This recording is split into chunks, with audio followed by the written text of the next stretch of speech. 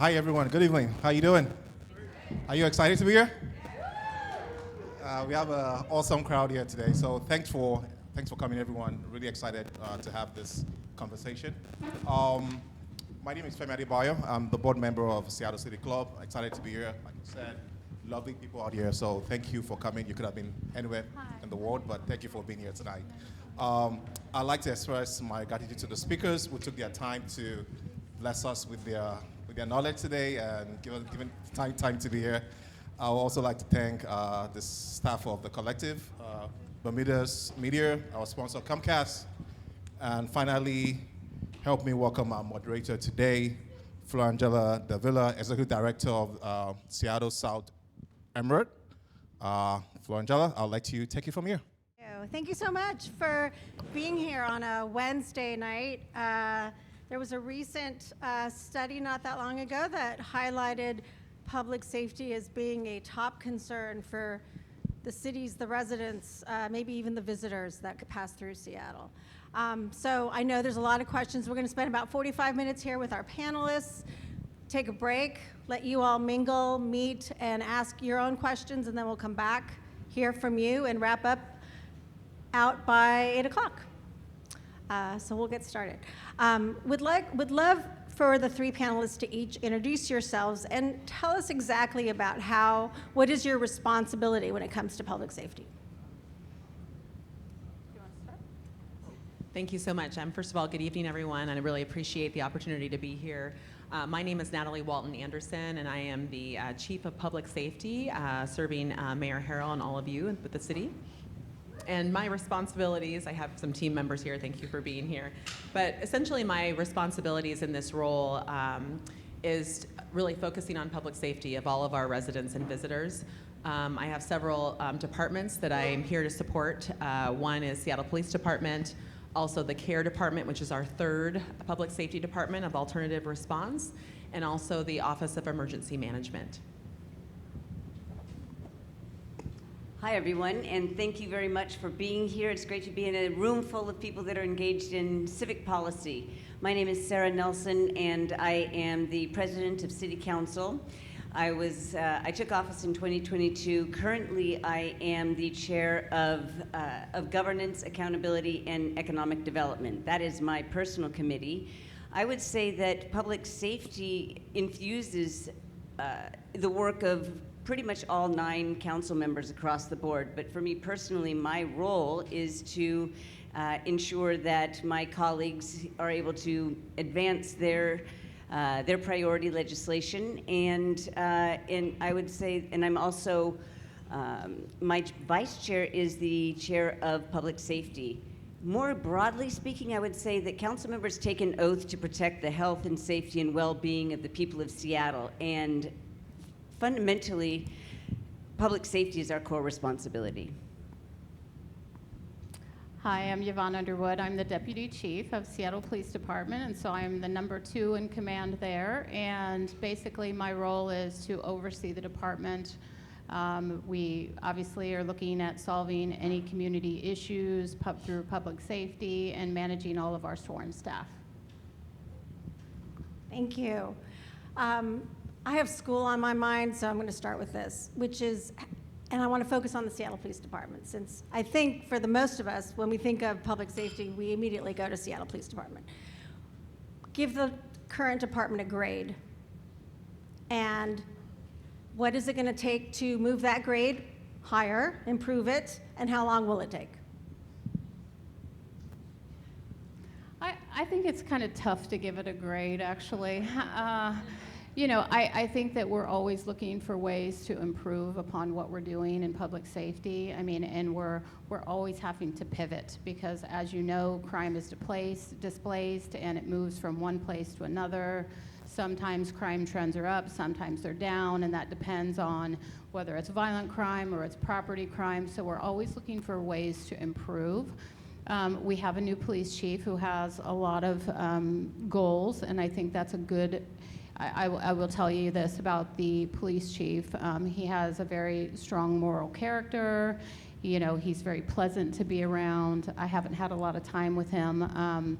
He's been pretty busy, and so our time is very limited, but he brings an interesting perspective to the table.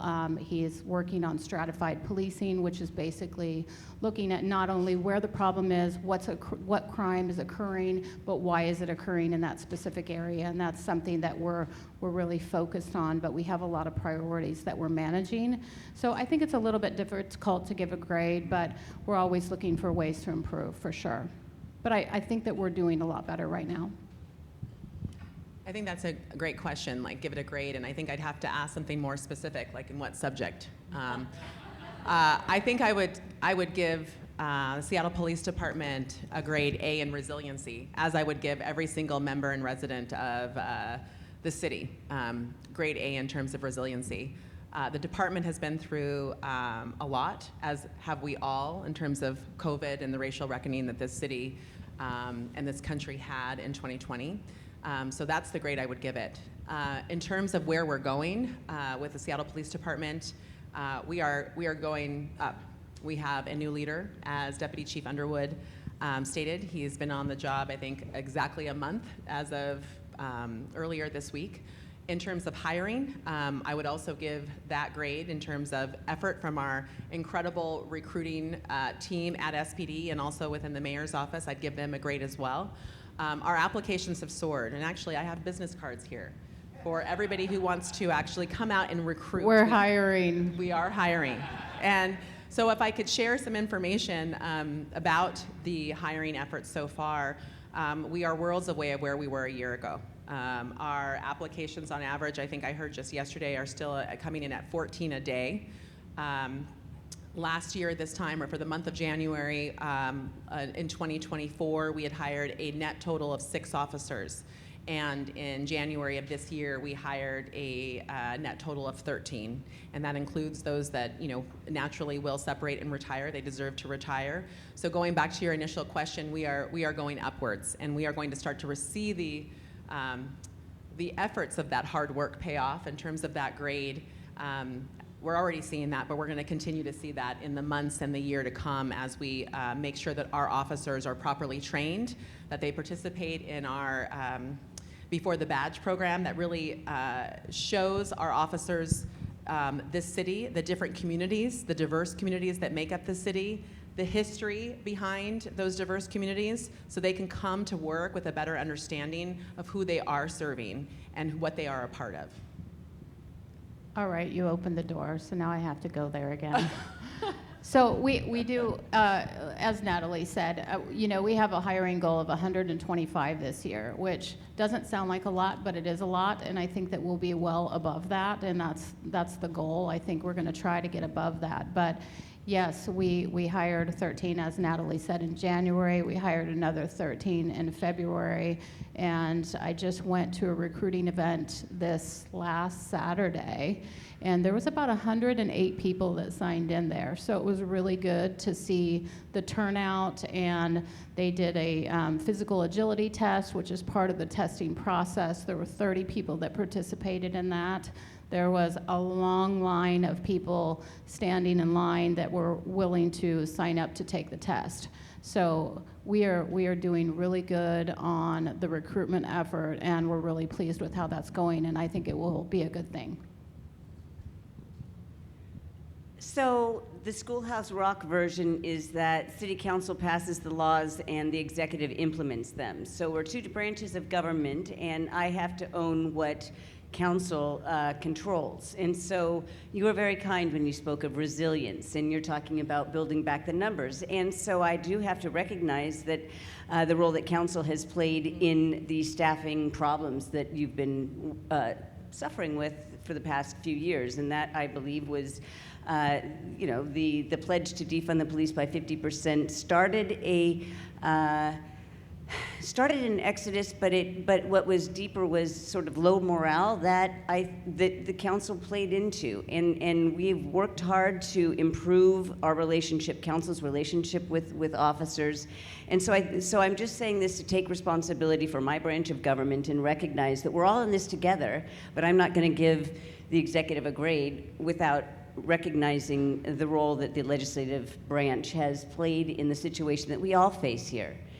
And so that said, I can also take some credit, and that is the fact that we have passed legislation that is helped to increase the numbers of officers. Everything from bringing officer salaries back up to more competitive levels, to the bill that I put forward that really got into the not necessarily the recruitment, but the hiring practices, the nuts and bolts of what happens when an application comes into the city.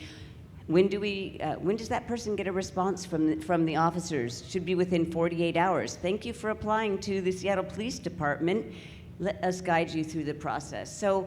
So it takes both branches to improve the situation here, and I am just very fortunate to have partners here on stage that are working with council, helping guide our future efforts, and also doing their best to implement the tools that we're passing out of the legislative branch. Well, maybe you all, when you huddle, would offer a grade, because I think it's important that we acknowledge sort of where we're at. We all live here, we all work here, and we know things, if they're going up, but they're starting from somewhere. And I would love to hear what you all think is the grade that we should be thinking of. To that end, where are the places that you hesitate taking an out-of-towner to go to, a tourist coming into town and showing them the city? Where would you be apprehensive if you were a small business owner contemplating where to start a business when it comes to the health and well-being and safety that we should all be feeling? We're a city, we're growing. Tell me about the hot spots in the city, and tell me specific things that are working, or that you're hoping that are working currently. Do you want to go first, Council President? Sure, I'll take it first this Okay, time sure. around. So I represent Seattle, so I'm a citywide council member. And I have to say that I cannot pin down one area when we're talking about small businesses, because the impacts of crime on small businesses are happening across the city. And that's frankly what keeps me up at night. And I mentioned that I was chair of economic development. And I thought I'd be working on helping small businesses gain access to capital. No, when I took office in 2022, the impacts of crime were their top concern. So I brought small businesses to the table, literally at my second committee, and really listened to what they were going through. And because we have to, that's what council has to do, is listen before legislate, right? And so one of the good things that came out of that committee meeting was the Storefront Repair Fund, which is a grant. It's a grant to provide up to $2,000 to small businesses to cover some of the costs for a break-in. That's a drop in the bucket compared to what small businesses are dealing with across the city. So I would have a hard time isolating where is the worst. The point is that we have to really make sure that our efforts are citywide. Would you say that there are places where people feel more unsafe than other places in the city? Yes, and that's based on what's in my inbox and what I hear out in the community. And so it's on the 50-yard line of our downtown, 3rd Avenue, around Pike and Pine, and increasingly and more loudly in the CID at 12th and Jackson area. That's been the case for a couple of years, but it's Wes Neat, I think he called it, they're suffering from Seattle's vainglorious neglect. And it really is true. We do have to focus on deploying our limited police resources very smartly so that we can really focus on reversing some of that damage there. Go ahead. Yeah, I'll just address that too. I think we have to remember to, compared to other major metropolitan cities that are comparable to Seattle, they all have issues. They all have places that, people might feel unsafe. This is no different, but as a general rule, Seattle is a very safe city to live in. It's a very safe city to work in. It's a very safe city to travel in. Back to Council President's point, 12th and Jackson, 3rd and Pine have been hot spots for us for years. I used to work downtown when I was an officer. 3rd and Pine has been a problem ever since I've been there. However, we are making great strides with all of our community partners and all of our different city agencies to really try to focus on cleaning up the crime and the activity in that area. So we've been really hitting it hard, and Natalie can probably speak a little bit more about that, but we are really working hard. Our officers are putting in a lot of work. Our community partners, our city agencies are really putting in a lot of work to try to change that around a bit. I think there's a couple of things I wanted to respond to. I think, first of all, there are areas of the city that have suffered for years, if not decades. One being the influx of drugs into our community, specifically fentanyl. It is a game changer. I have worked downtown Seattle since 1997. I have walked 3rd Avenue at least once a day since that time. I've walked everywhere. I used to walk to East Precinct. I walked up to, when I went to night school at Seattle U, I walked up Yesler. I walked by Little Saigon neighborhood. But I think the one thing that we need to really be cognizant of, all of our community is living in all of these neighborhoods. So there is no one place I would ever say that no one should go, because I go to all of those places because I serve, along with everybody here on this stage, I serve the residents of Seattle. That said, the influx of fentanyl drugs into our community and the fact that no one has been able to solve this problem for decades in terms of how we deal with substance use and mental health. One, because we need to make more investments, which the mayor has done. And again, City Council and SPD are our partners in terms of this and trying to address this issue, but that is key.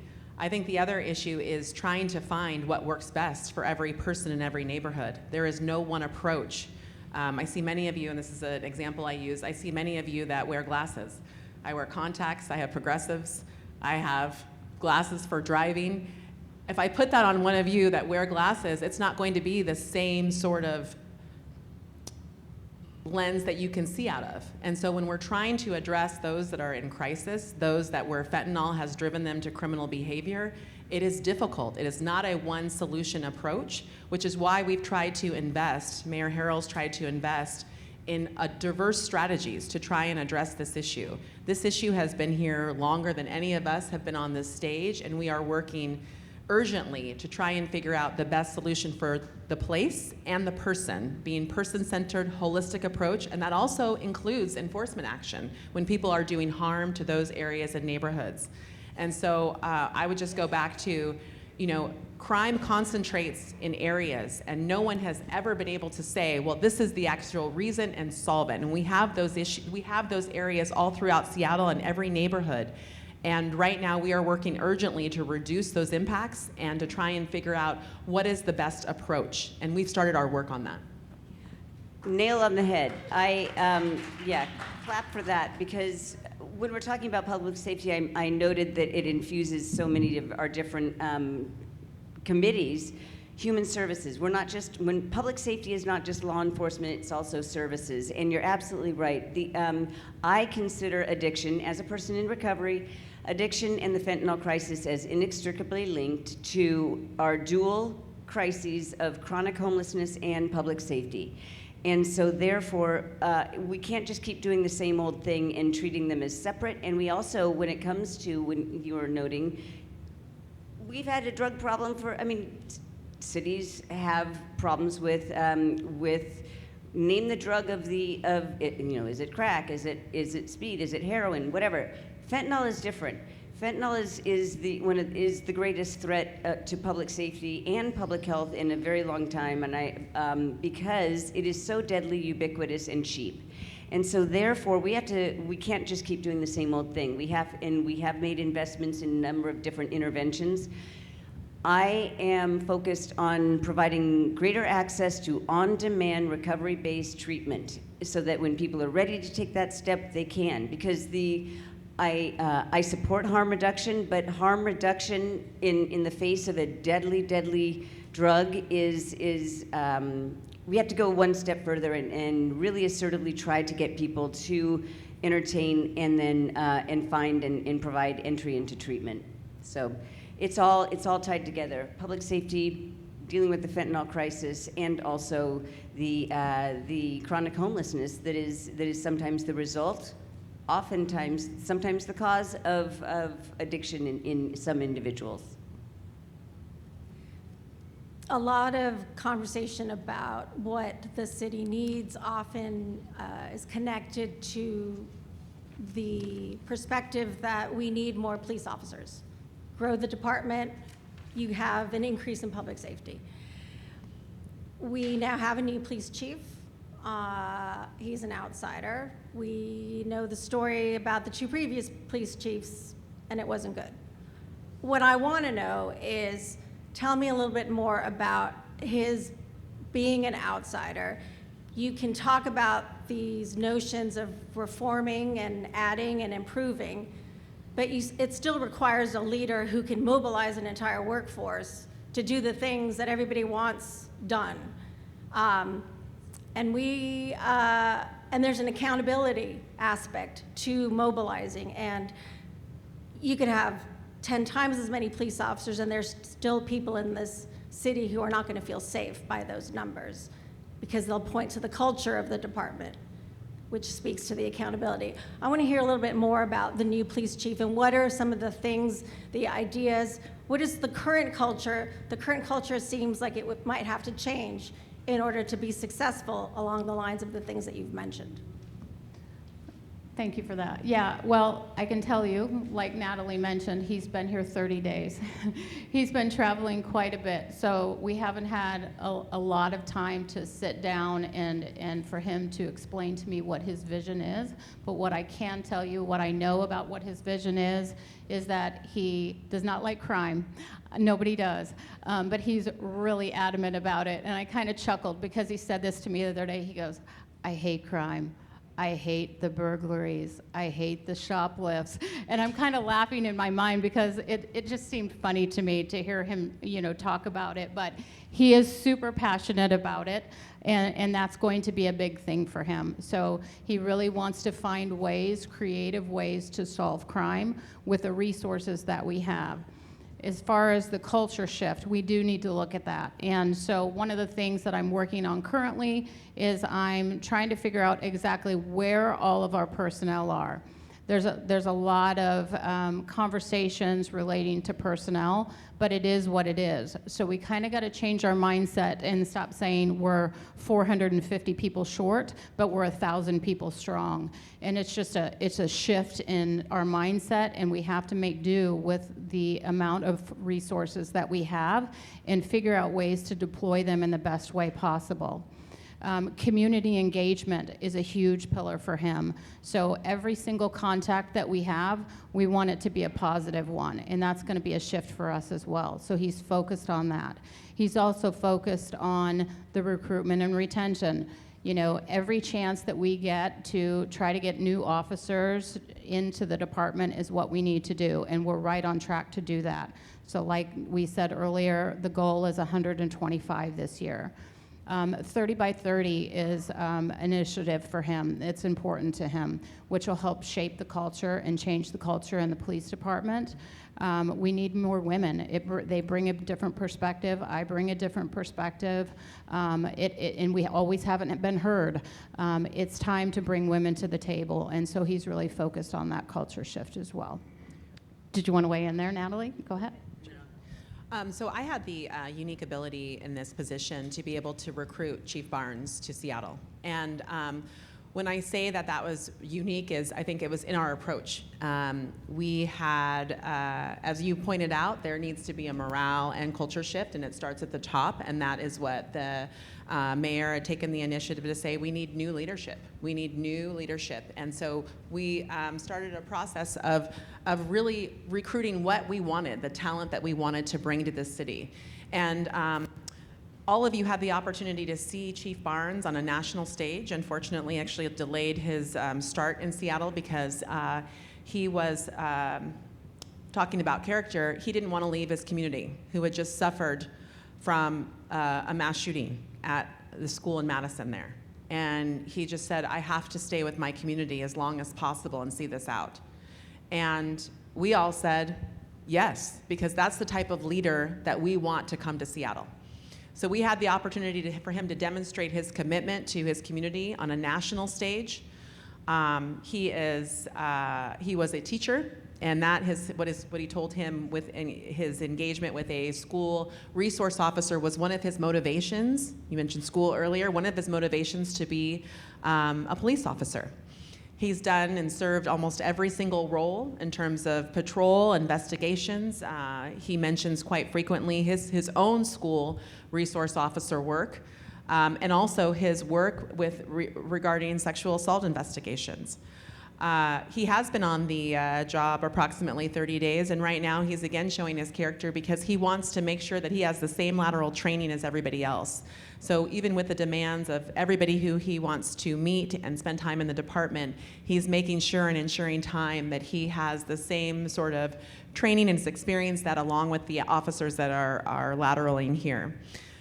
He had the opportunity last week to present to City Council, where he actually talked about what his methodology will be as a leader here.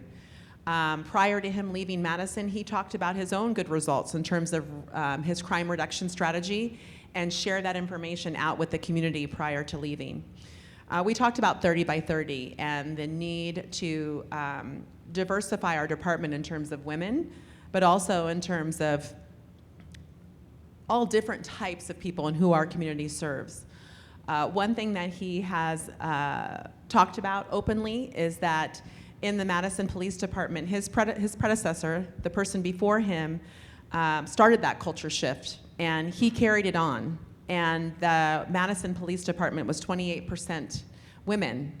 And while the chief is not here, I think he would be okay with me sharing one story in terms of looking at the officers that were part of the motorcycle team. Deputy Chief Underwood, correct me if I'm not getting the police language correct. But he asked the question as to why do we not have any women officers on this team? And the response, I think, was, well, the bikes were too heavy. And his response was, well, change the bikes. And so that is the type of chief that we have the ability to have recruited to this great city.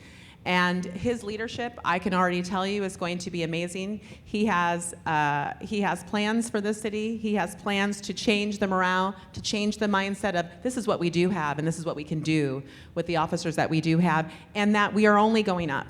And so I think in terms of that, we are very much on a good path and have a chief that is based in looking at data, listening to people, being rooted in community, and also I also almost forgot to add, he's got a PhD as well. So we have somebody who is incredibly prioritizes education, learning, work on the ground. He's done all of those things. Can I just ask you, since you mentioned data, and I love data, what is the data, what is the most telling data that you look for in knowing whether he's doing an effective job and whether people should feel safe? Well, I think in terms of data, data tells a good picture. I mean, data is as good as who reports crime. But what specific data? Like, what are the specific numbers that you look at to assess whether or not he's effectively doing his job and whether or not people should feel safe? What is the data? What's the question, though? Like the question of the data. That typically, you're looking at data to answer a specific question. So are we looking at, is property crime going down? That would be one data point. Are we looking at whether or not shots fired are going down? That's another data point. So I don't think I can pinpoint one piece of data and say, this is going to be the evidence that the chief is doing well. Data only paints one picture. It's also how all of you feel, right? Like your perspective. And not just this room, but every community in Seattle. The data helps paint one picture, but we also can't forget about the human element. The fact that people also have to feel safe. They have to think, my area feels safe. Is there visual disorder? So data points to one piece of one of the things that we're asking police to do in terms of operations. And I understand, and I also have new workplace mentality because I've just started my job. But when I'm evaluating whether it's a product or a team or an organization, there is generally one or two pieces of data that is at the top of like, yes, we are winning. Journalism, it's how many people are subscribing to your newspaper, or how many hits are coming to your website. So when it comes to police department, I just want to understand, because it is such this topic is so important to everybody who lives here, works here, comes to school here. And I'm just curious, when you're assessing, which statistic is like, oh yes, thank you, we're improving, this is gold, and which one's like, oh God, which one makes you cringe? Well, I can tell you, I agree with Natalie.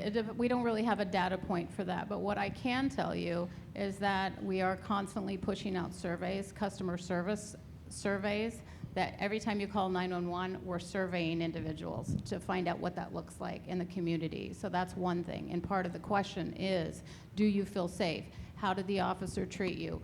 What do you think about the solution to your problem? But I can tell you more to like Natalie's point about Chief Barnes coming in. I can already see the shift in the culture. I can see the shift in the attitude. People are excited to have a new person coming in to start changing the department for the better. And I can tell you, just for working with him the short 30 days that I've worked with him, I can already tell he brings a different energy to the table. And it's contagious, right? And so we really do have to work on not only shifting the culture of the department, shifting the morale, looking at that. And I think, you know, a lot of people don't leave their jobs because, they hate their job. They hate their bosses. And I can tell you, it's true, right? You know, people leave jobs because of their bosses. Or because they feel undervalued. Well, or undervalued, correct. And so I can tell you that, you know, I'm really, really excited and energized to get to know him better, to get to work, to motivate my team, to motivate the officers. And we do have to shift that mindset and give him an opportunity to do what he does. And I think it's going to be a good thing for us. I'm really excited about it. I just wanted to ask, we mentioned residents and business owners, and sorry, I thought that maybe it was a bell that we should be wrapping up. Can you tell me a little bit about what we're doing, what the city is doing to improve public safety for pedestrians? May I just add one thing to the previous question, and we talked about the transportation budget this morning, but what I would like to add to this whole conversation is that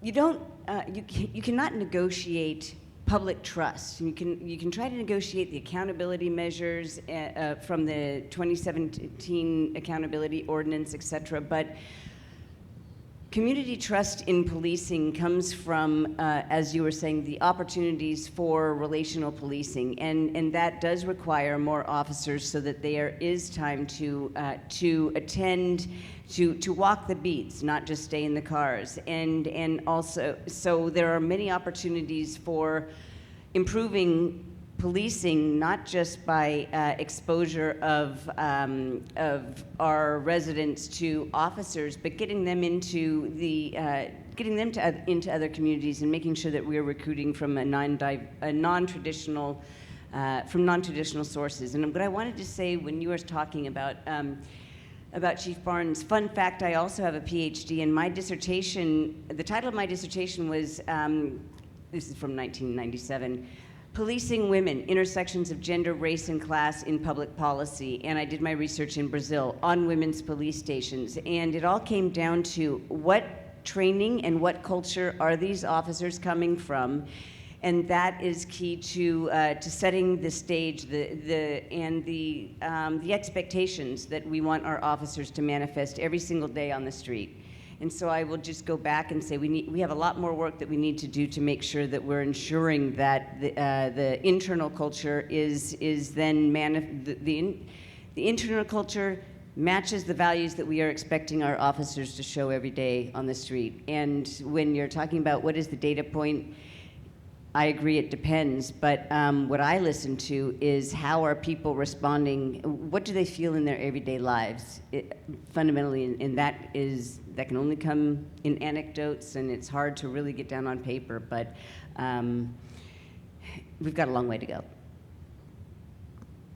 And we're all trying, because, yeah.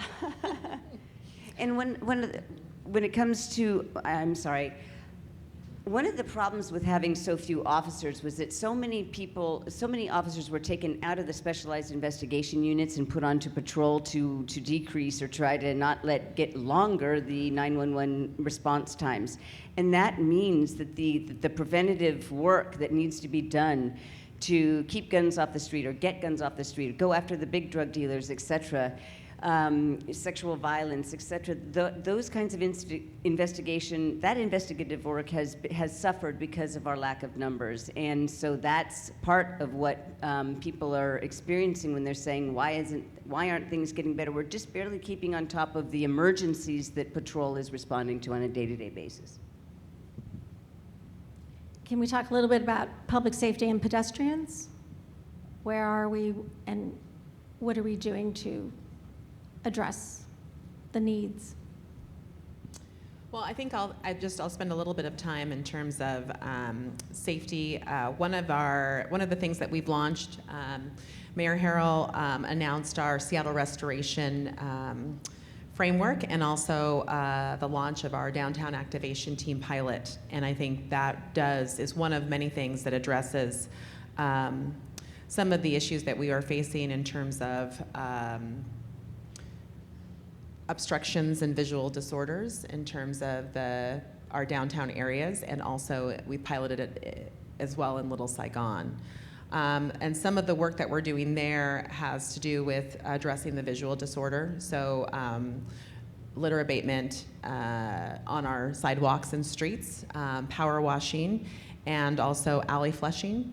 That is our first response to the visual disorder. I think the other issue that we were grappling with is how do we kind of coordinate more of our holistic response and holistic approach. So we have been working with our city contracted community providers like LEAD and REACH and We Deliver Care to try and address individuals who are utilizing substances on our streets and sidewalks in a way that is holistic, where we have the opportunity to divert them to services.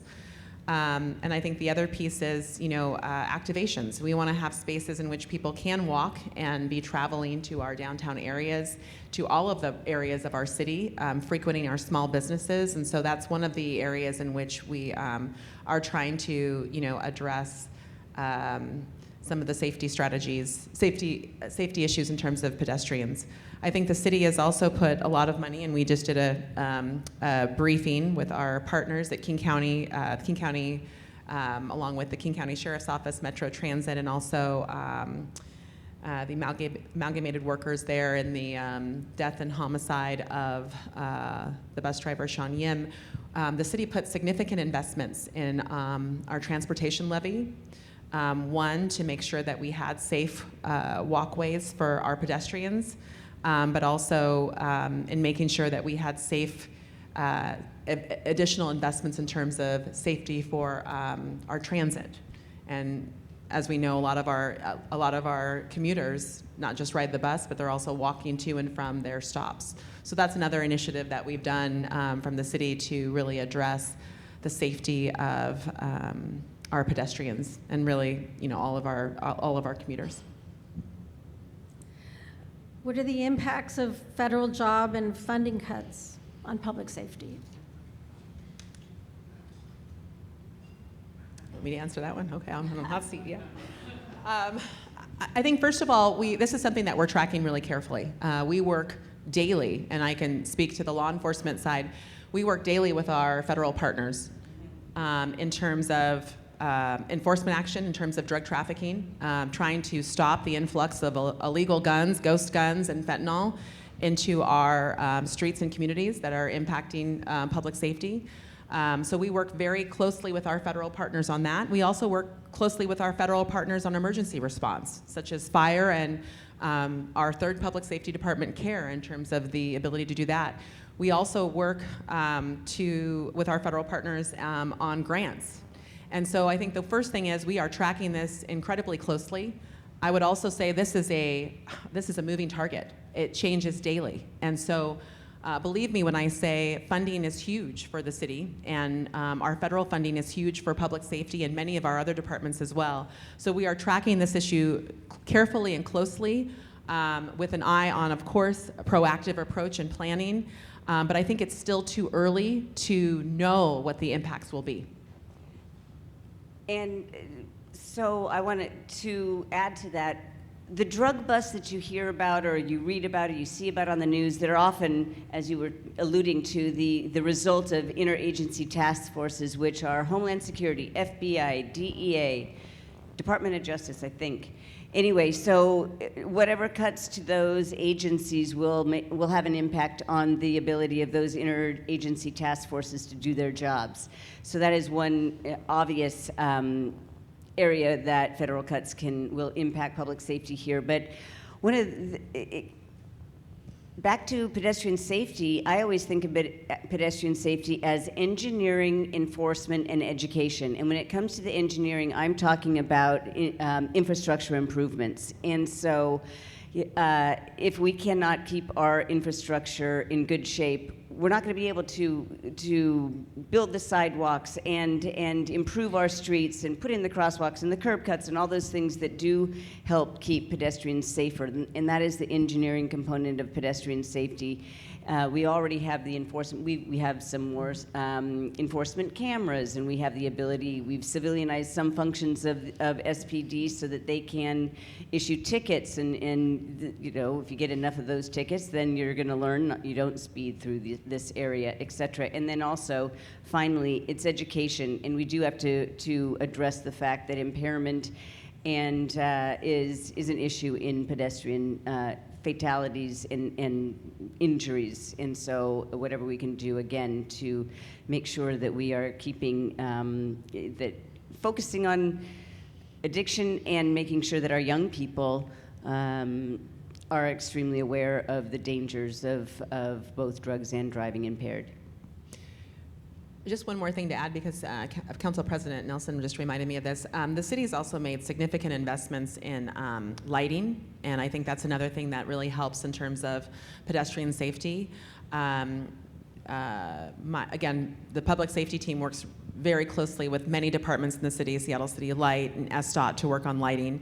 There have been many improvements, and I'm just noting this because where we are at right now in the downtown core in terms of the spark block. We've actually added lighting all along and continue to add lighting all along 3rd Avenue. We've done some lighting assessments in Capitol Hill and also CID. We've installed lighting there as well. That is one avenue in which we can make light for people who are walking.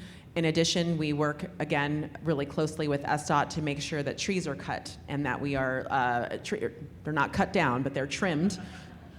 Tree canopy, just remember, but that we work on those types of things. So CPTED, crime prevention through design, is another way in which we are looking at our environment to make sure that there are not obstructions on the sidewalk, that there's lighting, that the trees are trimmed so that there's visibility. And so those are, we spend a lot of money investing in those things, and that's also something that helps those of us that are walking the city, all around the city, be safe. Thank you. When it comes to the well-being of the immigrant community, what is the city and the police department's role in keeping them safe in this climate of fear that many in the community are fearing right now? Well, I can talk a little bit about that. Our relational policing unit is really active in the communities right now to try to mitigate some of those fears. The police department, and we're messaging this out continually, we don't take any part in any immigration raids or anything like that. We don't even ask immigration status at all. We are not the federal government. We do not participate in any of those things, and that's status quo for us. That's our policy, and it has been for a very long time. I think we have to remember our values, and if the mayor was sitting here right now, the mayor would say we are an inclusive and accepting city. The immigrants in our city are part of our community, and the mayor's office, and you can look on our website, but the mayor has sent out a directive to all the departments to ensure that all of our departments know how to respond, how to ensure that we are still providing services to our immigrant communities, that they feel safe in which to actually access those services. And the fear is significant. And so we need to acknowledge that, and our mayor has come out and said to every department, we need you to have a point person for training that is going to be the responsive person in your department to respond to these issues. And we are being proactive in making sure that everybody in our departments within the city are aware, and that we are using our departments, such as the Department of Neighborhoods, the Office of Immigrant and Refugee Affairs, to message out, this is still a safe and inclusive city. We are still going to provide services. Our chief put out something to the entire department to make sure it was clear that the Seattle Police Department is not ICE. We are not cooperating with them unless we have to on the federal on specific crimes. There are specific things that are needed there, but realistically, that needed to come out. It was coming not just from our community, but our officers said we need to put out a message so that people in our community know that we are still here to serve them, and regardless of their status. And so I think it's important to know all of the efforts that we are doing from the executive level to the department level. Council President Nelson may want to share as well from the police that we remember our values. Our values are we are an inclusive city. The immigrants that are in this city are part of our community. We don't distinguish. Yeah, same thing. It's the responsibility of City Council, because we have an audience at the dais to communicate that everyone is safe in Seattle, and our top priority is to protect our residents and particularly our most vulnerable communities, immigrants, the LGBT community, and we need to confront Trump's campaign of chaos and fear with stability and calm, and be flexible and ready to respond to whatever comes down the pike. And so we do that by council members have a weekly call with our intergovernment relations staff that are on the ground in DC. So we get news every week about what's happening, so that we can potentially respond if necessary, if it's something that the council itself can do or the city can do. But we're in constant communication with our neighbors at the county and the state on responding and at the best level of government that's necessary. But it's extremely important to always remember, as you said, our values, and to be in close coordination all the time. And I know that the law department has dedicated attorneys that work with different departments on a daily basis to ensure that every department has what they need to fight back against the chaos and the it's not just chaos, it's the attacks, the onslaught of hatred across the board. It's 7:15. We're going to take time to have a little bit of a break and explain what we're all going to do from the next 15 minutes or so.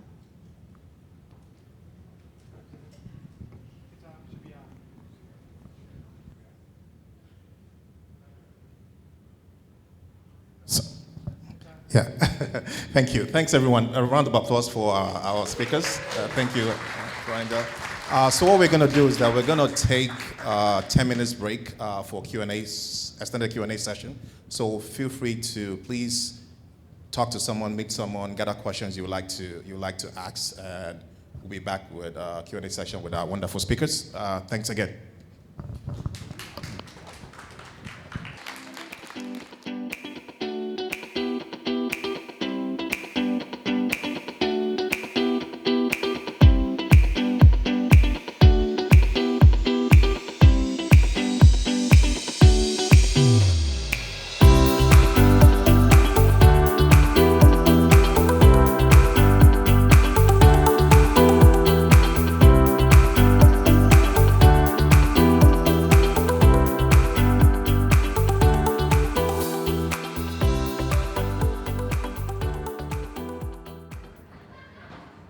once again, thank you everyone for joining us, Civic Cocktail for Public Safety.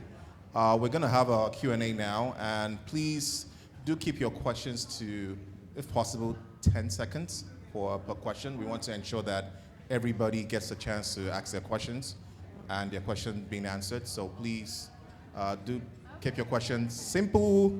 I mean, not simple, complex, but make it concise and so that we can yeah,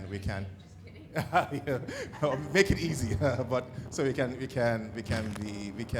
answer all the questions that we want to answer and have our wonderful speakers answer those questions. So please keep your questions very concise and, if possible, 10 seconds per question. Thank you. Actually, I know somebody who wants a question already, I heard back here. Right? Do you have a question? Hi. What is your plan to improve safety in Seattle public schools? Well, we are working really closely with Seattle Public Schools, not only for the immigration issue, but also we would love to have officers back in our schools. You know, we really think that it's important to mentor the kids, to get to know them, to get them to know us, to get them to see us as human beings. You know, there's been a little bit of divide in the schools, and we also think that it's really important to get a hold of the kids and deal with some of the crimes that are happening there and the gun violence. There's a big tie for the gun violence that is related to children, and we really feel that we could really build those bridges. And so we're actively working with Seattle Public School District and making those connections, building those bridges so that we can continue to get into the schools if we can.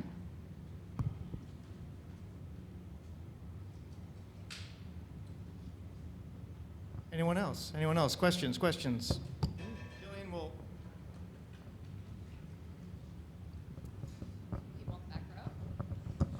Hi, thank all of you for being here. It's great to see a strong, powerful female contingent here.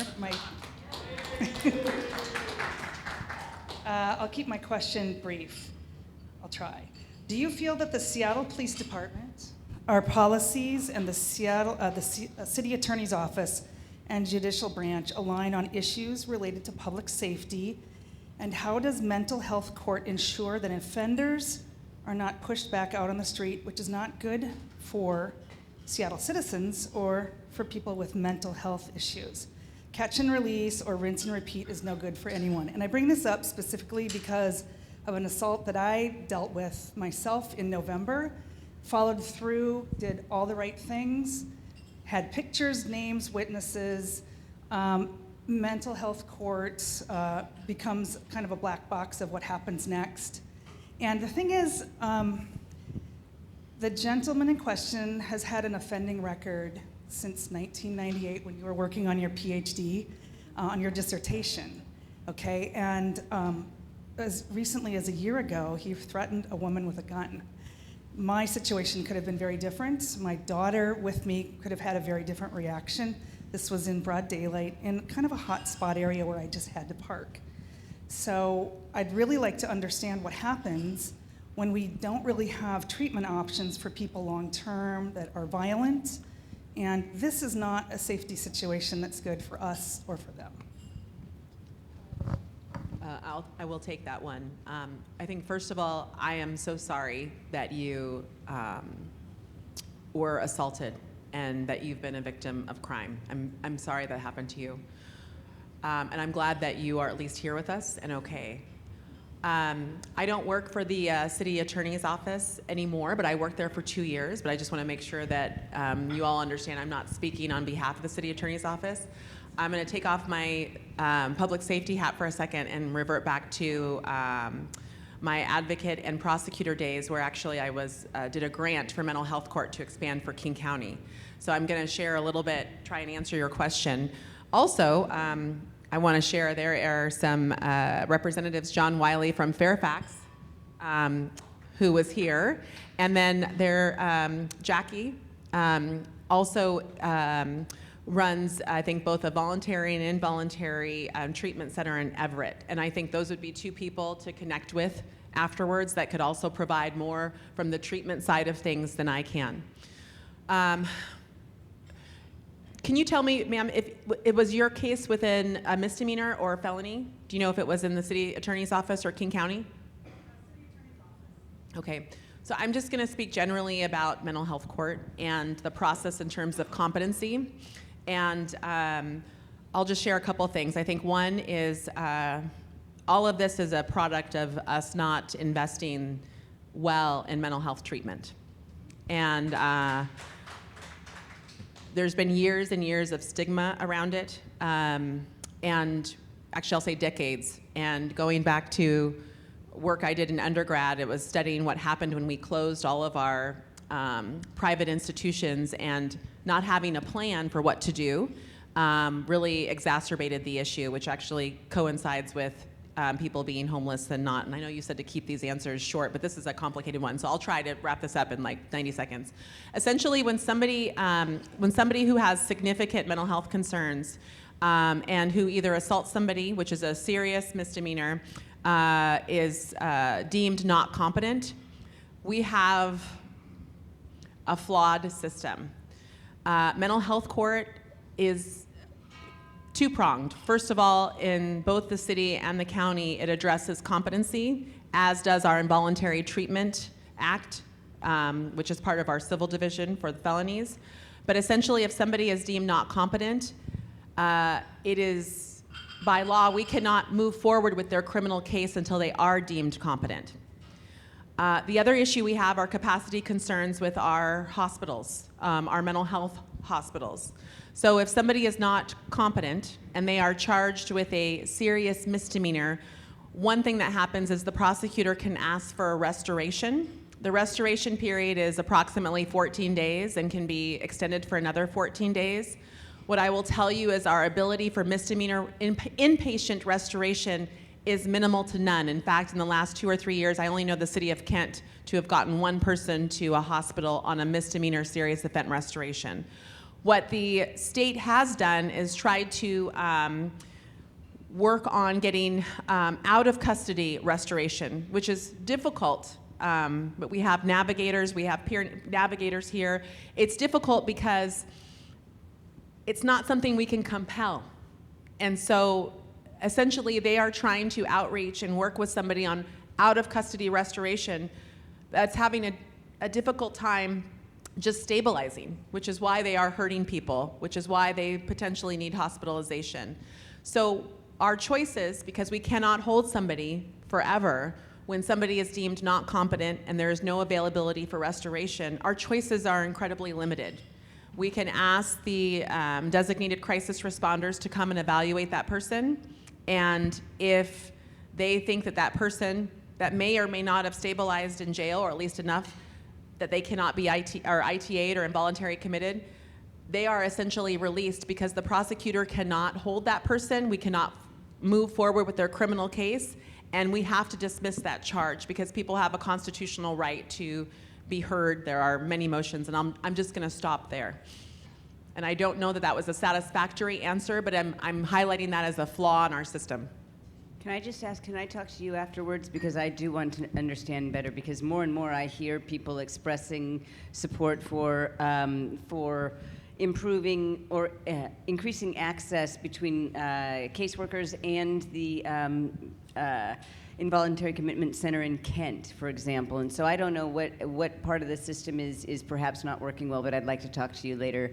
It is one piece of the puzzle. I did want to respond to you. You did ask, are the policies that City Attorney Davison in line with those of SPD? And I'll let you answer that, but from what I heard from going on ride-alongs and roll calls, they were appreciative of identifying people that are arrested multiple times, because it allows for the focus on a few individuals. And we do have to recognize that we are talking about a few people that are having a disproportionate impact. Absolutely. And mental health court is, just so you know, it is a valuable resource. A lot of times people do get better. I've seen that firsthand, both within the city and the county. But the competency piece that I think is probably related to what happened to you is incredibly frustrating, both for you, but also the people that are continuing to cycle through the system. Any more questions?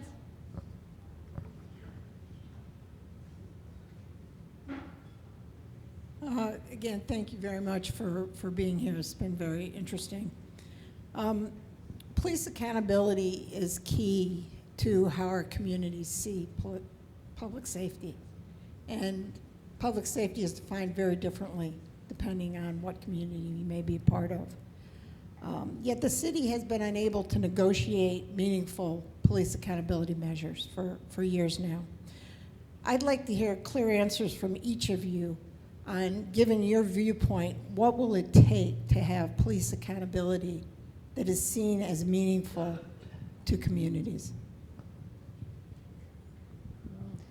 I think we're working really closely with our accountability partners, our Officer of Inspector General. We work with the Community Police Commission. We work with the Office of Professional Accountability.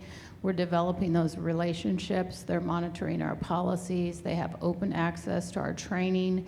They're constantly giving us feedback, and we're taking that feedback and we're implementing different training, changing our policy. And so I would say that we are doing a really good job of working with them to develop accountability measures and holding our officers accountable, but also then making sure that we're holding officers accountable for misconduct, but yet pivoting when there's mistakes that made or there's training that needs to be done. So we're shifting, we're working with them to shift back some of that control of what some would perceive as just a mistake and putting that back on our first line supervisors, and we're doing extensive training to guide them about what the expectations are. So we definitely want to hold our officers accountable, and we want to build that trust not only internally but externally with the public as well. I think just to add to what Deputy Chief Underwood said, I think part of it is building back the trust of the community. That is something that needs to happen as well. I would also say our new police chief, Chief Barnes, worked with the Chicago Office of Police Accountability, and so he has significant, it's one of the other reasons why we found him to be our ideal candidate, because he has seen both sides of working both as an officer within the rank and file, working with the Chicago Office of Police Accountability, but also in terms of what Deputy Chief Underwood said, we need to establish working with all of our accountability partners, but also establishing moving forward on when misconduct is reported and making sure it's done timely, and that those are some of the things that we continue to work on, but that's what it's going to take in addition to much more. I'll just simply say it makes one frustrated and impatient. I'll just speak for myself. The accountability measures that you're referring to many of them have to be negotiated, and that is a long and arduous process. And that's probably all I'm allowed to say. But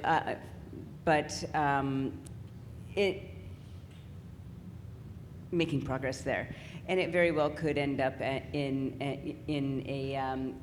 work that has to be done at the state legislature. Yeah, thank you all, ladies, for everything that you've done tonight.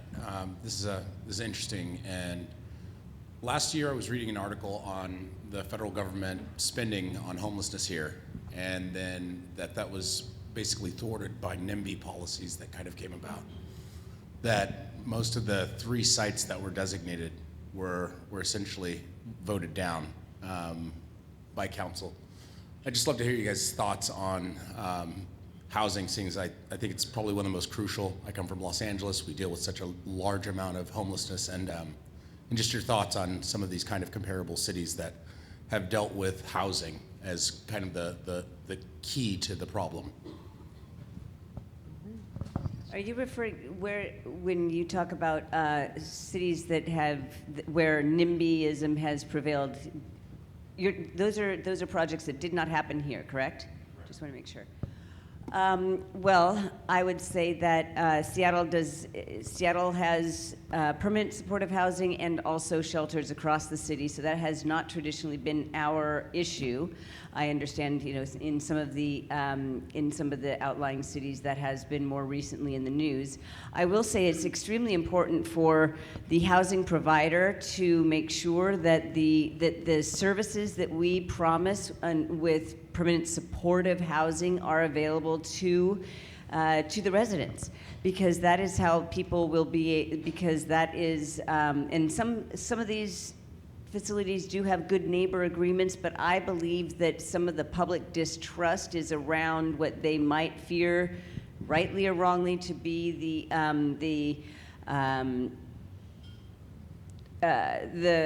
behavior of people in these facilities. I hear about some of that, but then I also hear about, Erica's writing this down, I'm not talking about them all, Ms. It's about people understanding how important these facilities are, whether they be temporary shelter or permanent supportive housing, and we all have to say yes. I sit on the board of the King County Regional Homelessness Authority. I put myself there because I'm president and I get to do that, because I believe in the mission and a regional approach to mitigating homelessness, or the mission of the organization is to address chronic homelessness. It's not necessarily to build permanent supportive housing, but it is to get people who are suffering inhumanely outside and into doors.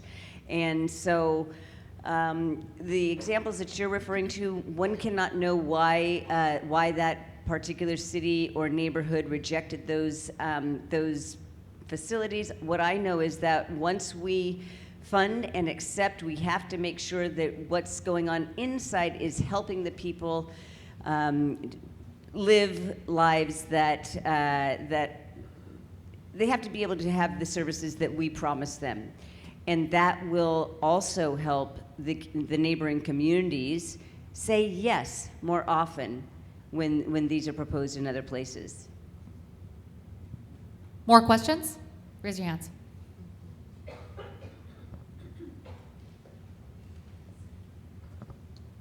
Thank you. Earlier, Natalie mentioned that the transportation levy has funds for transit security. Also, the group mentioned key hotspots of 12th and Jackson and 3rd Avenue at Pike and Pine. Those happen to be key transfer points. Might they be a good place to spend some of the transportation levy dollars? But given the shortage of SPD officers, are there other types of personnel that the city might apply to those places? And how are the mayor and council deciding what to do in that regard? Well, Jack, you could probably tell me how much money the city council put into the budget last year for better transit security for Metro and Sound Transit. So I do know that we are trying to work collaboratively across the board, interjurisdictionally, to make public transit more safe. So I don't know, have at my fingertips what is happening with that money right now, but there are safety ambassadors on light rail and on buses, and perhaps you can then help fill in. Absolutely. So I think that the key piece is that, one Seattle approach is we're trying to be collaborative. King County and Sound Transit leads our transportation efforts within the city. And I know that Seattle Police Department and King County Sheriff's Office partner regularly on addressing some of the criminal activity and drug trafficking all along our transit corridors. However, again, the King County Sheriff's Office, King County Metro, Sound Transit Security, and Transit Security and their ambassadors, they are working in a tiered approach to try and address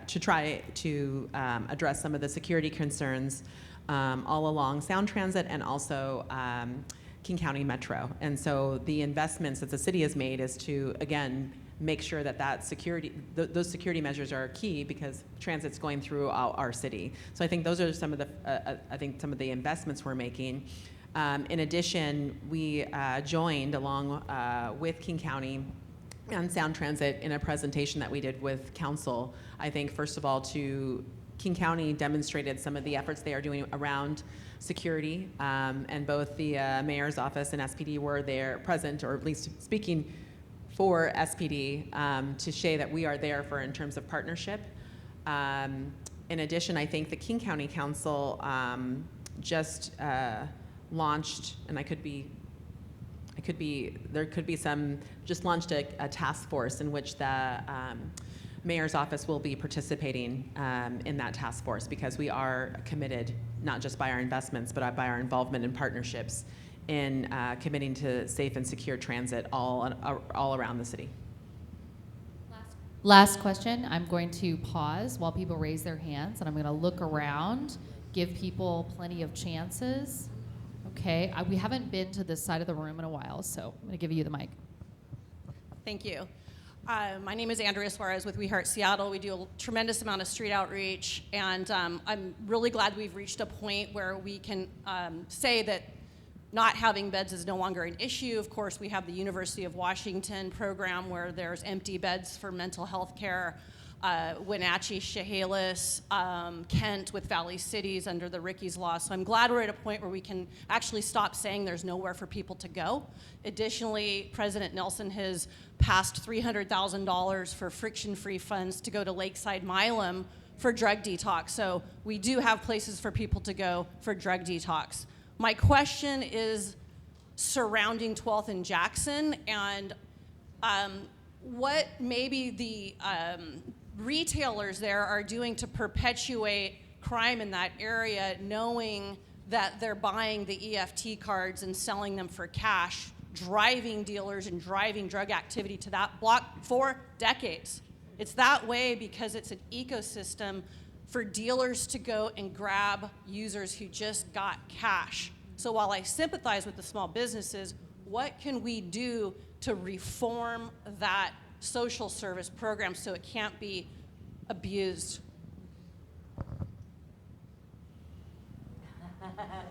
That's a really tough question. Yeah, I mean, we're constantly pivoting, right? We're looking at the reasons for crime, and you know, with the resources that we have, we're constantly doing operations in those locations that are problematic. And you know, it's just like Third and Pine. It's retail theft. It's organized theft rings. You know, it's something different in 12th and Jackson. So, you know, as soon as we're getting tips on that, we're trying to strategize ways to, you know, use our resources to combat some of the things that you're talking about. So it's an ongoing project, and you know, it's different every day, and we're working on it.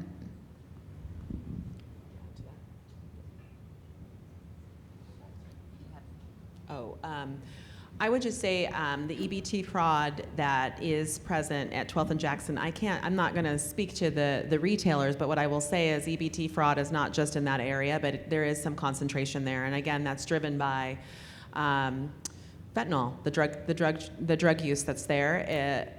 We have seen in different parts of our city illegal vending of stolen goods, EBT fraud. And again, we have to look at what are the underlying issues that's driving that, and that is, again, fentanyl, substance use that drives people to engage in that.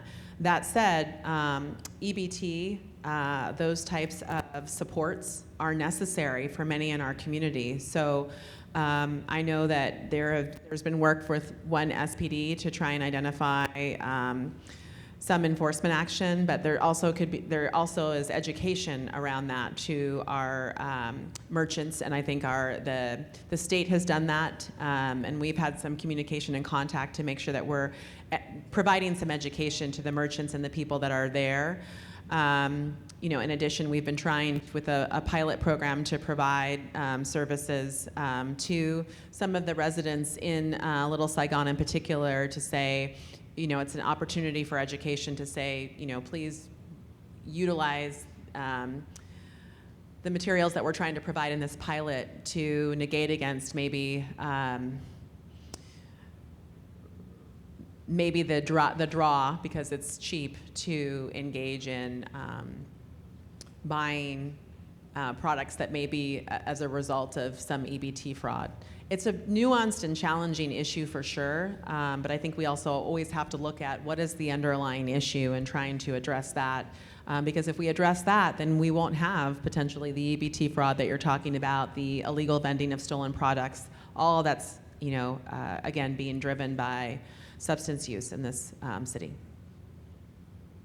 I'm just going to ask the panelists one last question, and thank you so much for being here, which is looking ahead to when Seattle is in the international spotlight in 2026 with FIFA World Cup. Can you talk a little bit about how the city is preparing when it comes to public safety and the tens of thousands of people who will be in our city? Well, we're working with every community department in the city right now to try to prepare for those games. We're putting in a ton of camera systems. There's a lot of funding that's going towards that. We're in the police department trying to prepare for mutual aid, preparing for vehicle-borne attacks. So we're buying a lot of equipment to, combat a lot of those things. We're putting up a real-time crime center, and we're very excited about that because we're going to be monitoring cameras throughout the city. And we're just working really hard to get all of our mutual aid partners in line so that we can support those games. I think it'll be a really great event for the city, and I think it'll be draw a lot of folks in and see how great our city really is. So it'll be nice. I have to hand it to SPD and your leadership on this, because there are so many things that that one doesn't even think about. And so on the purely public safety front, I understand that you are doing all that you can to bring in other resources, et cetera. I also understand that it's not just the city, and public safety isn't just about having enough officers there. It's about ensuring there's safe ingress and egress from the neighborhoods in which the games are going to be played. So it's such a huge topic, and I can say that you should tune into a council briefing where we will have members of the executive sit around the table and tell council members exactly what's happening in different departments to prepare for this, because it is so complex. And then, of course, there is the team that is operating out of the county as well. So that briefing, I believe, is a week from Monday, but I'll make sure. What? March 31st. Thank you very much, Chief of Staff Jeremy. Yeah, so people will be making more public a lot of this information on how we are coordinating our efforts for public safety and beyond.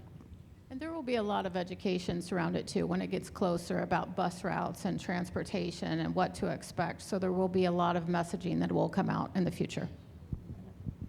I think FIFA, this event, this is part of the mayor's One Seattle vision. It's hopefully not just an event, but a legacy where this event will be not only for our visitors and Seattle will be on the international stage once again, but it's also for our residents of the city to enjoy. And so there's been a ton of coordination that's gone into this, not just internally with, of course, with SPD, our fire departments, our Office of Emergency Management, but also with our public safety partners with King County, but also the local organization committee as well. So there's been a ton of planning. This is an all-in effort. All departments, external as well, and it's going to take all of you to engage and enjoy what is truly a once-in-a-lifetime event to participate in. And we, of course, and there is significant planning, I think, going on daily to plan for everybody who are enjoying the events, the watch parties, to be safe. I want to thank Director Natalie Walton-Anderson, Councilmember Sara Nelson, and Deputy Chief Yvonne Underwood for their time tonight, and all of you for spending a Wednesday evening here. I also wanted to thank Publicola and The Urbanist for helping me become quickly informed on the subject and their reporting. This is a plug to support local journalism like Publicola, Do it. like The Urbanist, and like the Patreon. South Seattle Emerald, which is where I am. I'm Florangela Davila. Thank you very much to Seattle CityClub and this venue. And now the microphone goes to You. Thanks again to our wonderful speakers. Please give a round of applause to them.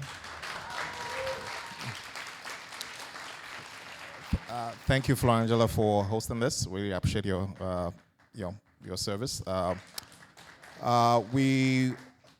You'll see some evaluation forms in your emails, so please do fill out the evaluation forms to give us feedback. We're trying to improve our program, so we'd love to have that. I wish we had more time, but unfortunately we don't.